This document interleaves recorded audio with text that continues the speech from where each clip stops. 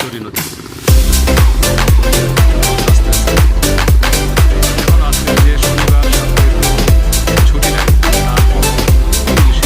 কত মানুষ আসছে, আসলে মানুষগুলো আসার পিছনে একটা কারণ আছে।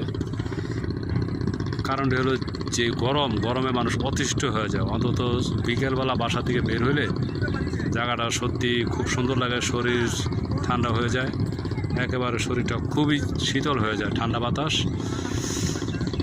তো সবাই ভালো থাকবেন বন্ধুরা, মন চাইলে আসবেন। আর আমার আইডিটা আপনারা দয়া করে একটু ফলো দিয়ে দিবেন। আপনারা যদি আমার একটু সহযোগিতা করেন, আমি সুন্দর সুন্দর ভিডিওর জন্য সামনে উদ্বুদ্ধ হব। সামনে এগিয়ে যাওয়ার জন্য আপনারা সবাই মেহরবানি করে আমাকে একটু সাপোর্ট দেওয়া যাবেন।